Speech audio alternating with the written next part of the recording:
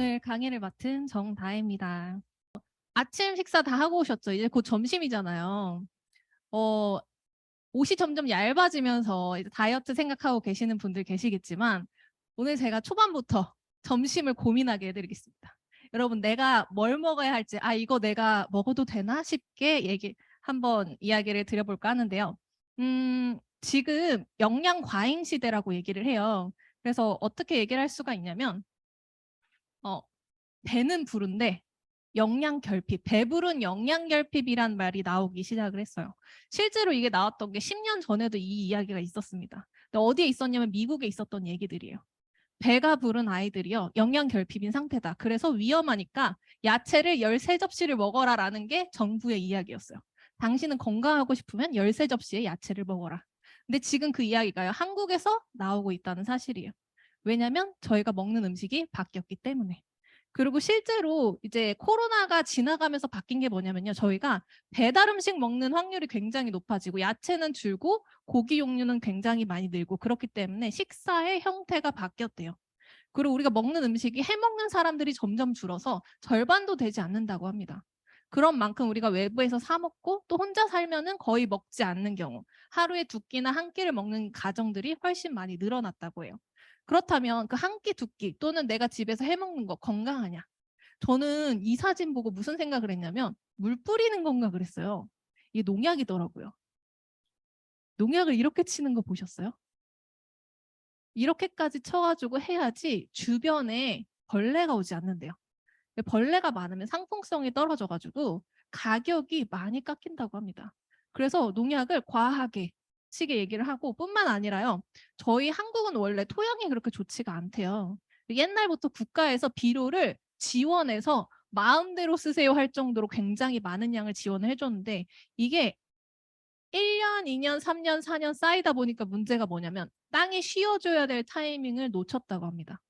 8년 동안 계속 돌리다 보니까 땅에는 더 이상 영양소가 없다라는 이야기를 하는데, 잠시만요.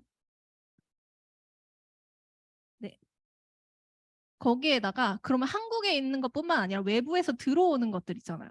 GMO 수입은 또 1위예요. 한국에서 혹시 어떤 내가 식품을 사면서 거기에 GMO가 있다라는 멘트 아니면 표시 같은 거 보셨나요? 해외에서, 제가 미국에 살았다 그랬잖아요. 미국에 딱 보면은요, 과일이면 과일, 음식이면 음식, 또는 어떤 제품 포장이 됐으면 거기에 유전자 변이 식품이 함유된 식품입니다라는 표시가 써져 있어요. 그리고 이 과일은 유전자가 변이되었습니다라고 써져 있어요. 어느 정도의 차이가 나냐면, 여러분이 만약에 토마토를 샀어요. 한 달 동안 2가지를 놨을 때 유전자 변이된 건 썩질 않아요. 시간이 지나도 토마토 그 상태로 계속 삽니다, 얘네가. 그 정도로 유전자 변이가 되게 심한데, 혹시 여기 계신 분들 중에 난 라면을 먹어본 적이 없어요 하는 분 계세요? 난 라면은 절대 한 번도 안 먹어봤다. 그럼 여러분은 모두 GMO를 먹고 계신 거예요. 현재 판매하고 있는, 마켓에서 판매하고 있는 대부분의 식품들이요, 99%가, 그리고 밀봉되어 있는 대부분의 식품들에는요, 옥수수가 들어가요. 근데 실제 옥수수는요, 유전자 변이 식품으로 굉장히 유명한 것 중 하나입니다. 혹시 바나나 건강식품으로 알고 계시잖아요. 건강한 식품 중 하나다. 건강하기 위해서 바나나 챙겨 먹는 분들 되게 많으시지만 실제로는 유전자가 변이돼서 이런 바나나가 이렇게 된 거예요. 거기에다가 옥수수 같은 경우도 지금은, 옥수수 혹시 벌레 먹은 거 보셨어요? 벌레가 먹으면 죽도록 유전자 변이를 시켜놨어요. 그래서 예를 들어서 벌레가 와서 이렇게 먹잖아요. 먹으면 죽어요.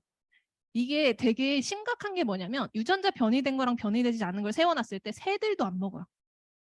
새들도 변이가 안 된 걸 골라 먹어요. 그 정도로 굉장히 심각한데, 그러면 이게 왜 중요하고 심각하냐? 한국에서는 다뤄지지 않지만 해외에선 지금 난리도 아니에요.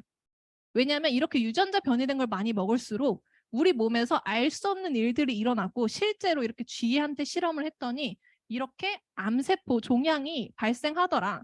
그렇다면 한국은 어떨까? 한국도 만만치 않게 늘어나고 있어요. 솔직히 코로나 때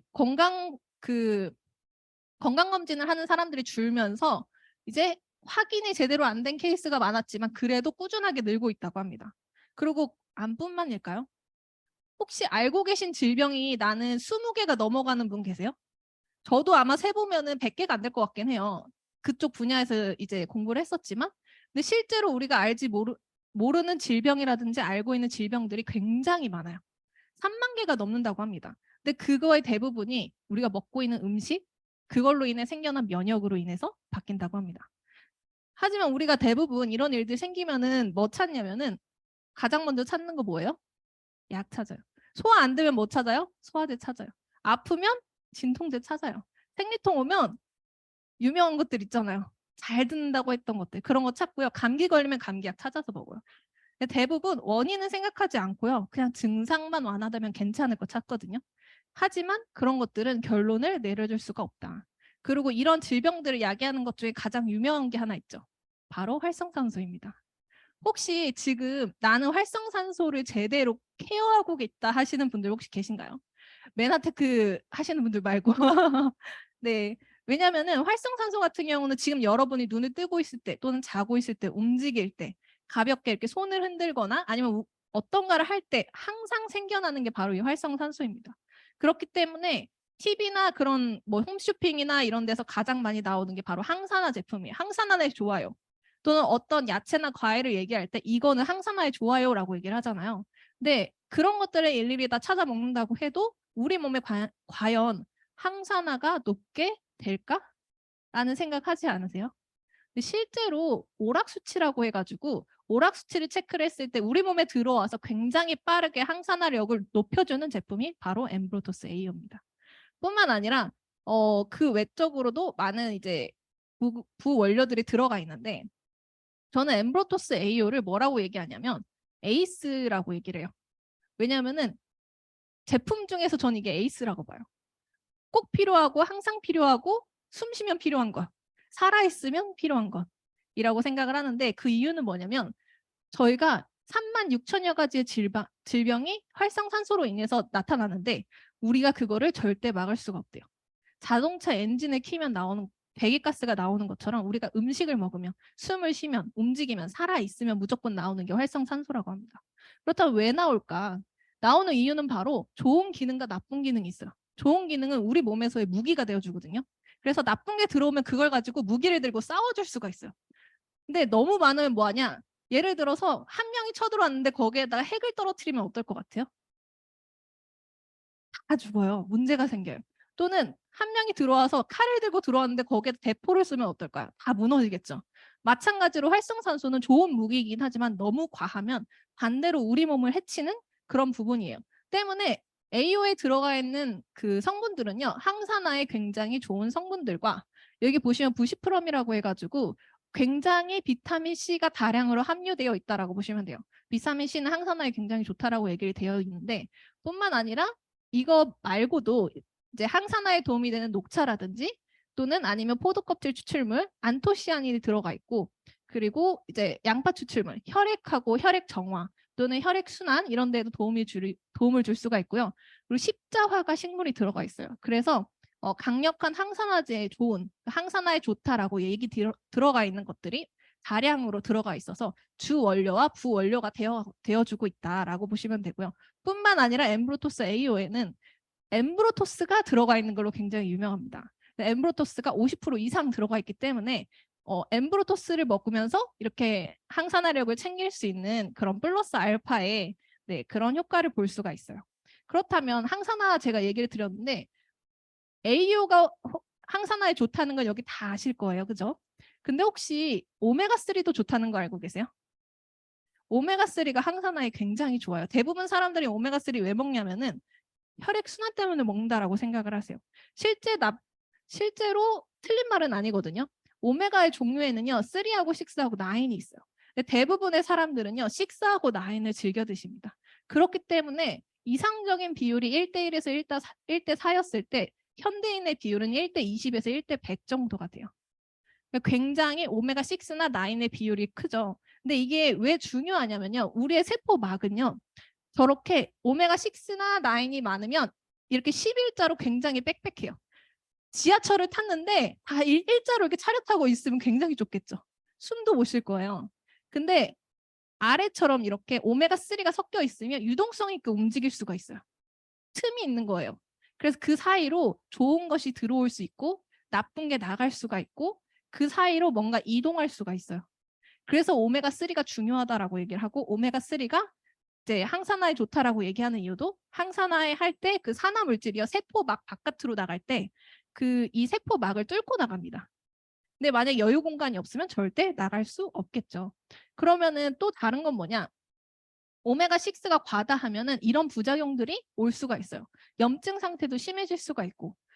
그렇기 때문에 우리가 오메가3를 많이 섭취를 해주셔야 되는데 오메가3를 먹을 때 가장 많은 사람들이 생각을 하는 게 이거 생선에서 나왔으니까 중금속이 많지 않을까요? 라고 생각을 해요. 생선에는요, 수은이나 중금속이나 아니면 우리가 알고 있는 대부분 중금속들이 많이 함유되어 있는 걸로 알고 있지만 실제로 이제 연어나 참치를 활용하는 경우에는 그럴 수 있어요. 하지만 저희가 사용을 하는 거는 멸치나 정어리고 뿐만 아니라 이중 정제 기술을 사용을 해가지고 훨씬 더 깨끗하고 그리고 심지어 제가 냉동실에 얼려봤었거든요. 안 얼더라고요. 혹시 체크해 보신 분 있으세요? 냉동실에 얼려보면 이게 안 얼어요. 그리고 너무 더 재밌는 건 뭐냐면 입에 넣고 씹잖아요. 약간 고등어 구이 같은 느낌이 나요. 그리고 뜨거운 물에 떨어뜨리면 떨어뜨리는 순간에 이게 터져버려요. 일반적인 오메가3가 되지 않는 게 가능하더라고요. 그리고 DHA하고 EPA의 함량이 높아야 된다. 대부분요, 이제 오메가3를 보면은 오메가3 함유량을 체크를 잘 못하시더라고요. 오메가3 무게를 보세요. 대부분 이제 한 캡슐의 몇 무게 이걸 보시는데 실제로 함유량 보셔야 돼요. 함유량을 봐야 되는 이유가 뭐냐면 얘가 우리 몸에서 들어가서 일을 하기 때문이에요. 근데 실제로 DHA는 굉장히 비싼 걸로 유명하죠. DHA 같은 경우는 우리 몸에 들어와서 뇌 세포막에도 구성이 되고요. 그다음 그것뿐만 아니라 두뇌 발달, 누운 조직. 제가 너무 신기했던 게 제가 미국에서 시력이요 0.3, 0.4였어요. 근데 한 일주일 전에 건강검진을 받았는데 1.2, 1.2래요. 너무 신기하더라고요. 근데 제가 오메가3 되게 좋아하거든요. 그래서 좋아하고 많이 먹고 챙겨 먹고 하다 보니까요. 저도 솔직히 왜 좋아질지 고민을 하다가 이걸 생각을 했어요. 왜냐면 전 아이소포트는 잘 안 먹거든요. 근데도 불구하고 좋아지더라고요. EPA 같은 경우는 혈전 생성을 억제해주고 혈액순환, 여러분이 알고 있는 모든 그런 기능들을 하는 게 EPA라고 생각을 하시면 됩니다. 그리고 소화가 안 돼서 이제 먹으면은 속이 더부룩해서 싫어요 하시는 분들 있잖아요. 생선 젤라틴 캡슐로 만들어졌기 때문에 소화가 쉬워요. 근데 오메가3는 식후에 드시는 게 가장 좋습니다. 빈속에 먹으면 아무리 좋은 캡슐로 되어 있다 하더라도 위에 붙을 수는 있어요. 그래서 식후에 먹는 걸 저는 훨씬 추천을 드리고 그뿐만 아니라 이제 천연의 산화 방지제를 사용을 해가지고 이제 오메가3가 변질되는 걸 방지하면서 뿐만 아니라 케이스를 불투명한 걸로 해놔서 외부에서의 그런 햇빛이나 그런 걸로 인해서 산화되는 것을 막아주고 있죠. 그리고 한국 사람들이 대부분 가지고 있는 게 바로 비타민 D 결핍이에요. 그래서 비타민 D를요, 실제로 음식으로 먹는 분도 계시고, 약으로 먹는 분 계시고, 병원 가서 주사 맞는 분 계세요. 근데 비타민 D 같은 경우는 액상으로 기름 상태로 섭취를 했을 때 가장 효과가 좋습니다. 그렇기 때문에 오메가3 기름 상태로 돼 있는 거에 섞여서 같이 먹게 되면 훨씬 흡수율이 좋고 그것만으로도 물론 부족한 분들은 많으실 거예요. 워낙 결핍 1이기 때문에 그러더라도 이것만으로도 비타민 D는 어느 정도 섭취를 할 수 있다라고 얘기를 드리고 싶어요. 오메가3를 제가 한국에서 말고 외국 사이트를 좀 뒤져봤어요. 그래서 이제 아메리칸 헐트 어소시에이트라고 하는 미국에 있는 심장 공공기관에 들어가서 살펴보니까요. 거기서 가장 추천하는 것 중에 하나가 심장마비를 막으려면 오메가3를 먹어라라고 돼 있더라고요. 요즘에 가장 많이 돌아가시는 것 중에 하나가 심장마비라고 해요. 원인을 알 수 없고 영양결핍인가 과로인가 알 수가 없어요. 근데 심장마비가 올 확률을 줄여주고 심장병 환자의 갑작스런 심장 사망 가능성을 줄여주는 걸로 알려져 있는 게 오메가3라고 합니다. 자, 그리고 이제 다음으로는 트루 쉐이프를 제가 가지고 왔는데 그 이유는 뭐냐면 여름이잖아요. 여름인데 한국 사람한테 이것만큼 필요한 건 없다라고 생각해서 가지고 왔고요. 그 이유는 이제 4가지의 다이어트 성분이 함께 들어가 있어요. 그래서 대부분의 사람들이 공행 리놀렌산 하나만 들어가 있는 거를 사 먹고 있더라고요. 이거 하나만으로도 충분히 효과를 본다, 좋다라고 얘기를 하지만 이 3가지 메나테크에서 왜 넣어줬을까? 라고 한번 보시면 좋을 것 같은데요. 일단 첫 번째로 유명하게 알려져 있는 공행 리놀렌산 같은 경우는 체지방 감소나 이제 항동맥경화, 청장 촉진 또는 콜레스테롤이나 당뇨 억제 이런 걸로 유명해요. 그래서 여러 제품들이 나와 있지만 이거에 플러스 알파로 들어가 있는 나머지 3가지가 대박인 거죠. 보시면은 CLA 같은 경우는 에너지 소비를 증가시키고 리포단백 리파즈의 활성을 억제시키면서 지방 세포가 사이즈가 주는데도 도움이 되고요. 지방 축적을 억제하면서 지방 분해는 촉진하는, 내가 다이어트를 하고 싶다면 거의 필수적으로 저는 먹어주라고 얘기를 드리고 싶은 그런 게 바로 이제 CLA의 작용 기전이고, 그리고 가르지니아 캄보디아 추출물은 한국인 분들이라면 꼭 필요하지 않을까라고 생각을 하는데, 그 이유는 이제 저희가 밥을 먹잖아요. 그럼 내 몸에 필요한 탄수화물이 저희가 사용을 하게 됩니다. 그리고 글리코겐으로 쌓이겠죠. 그리고 내가 먹고 남은 탄수화물 또는 내가 과하게 식사를 했을 경우 이게 지방으로 변하게 됩니다. 하지만 이제 가르지니아 캄보디아 추출물이 들어간 거를 섭취하시게 되면은 지방으로 변할 때 생기는 이거를 막아줄 수가 있어요. 지방으로 변할 확률을 훨씬 줄여준다라고 얘기를 드리고 싶고요. 아메리칸 망고씨 추출물하고 올레오레진 캡시컴이라고 하는 이제 2가지 성분이 더 들어가 있는데, 둘 다 신진대사를 원활하게 해주고 증진시켜주고 식욕 억제를 해주고 지방은 분해해주고, 결론적으로 우리가 먹는 거는 덜 먹게, 먹어도 덜 찌게, 그리고 이미 쪘으면 빨리 빠지게, 이 3가지를 해줄 수 있는 거라고 생각을 하시면 좋을 것 같아요.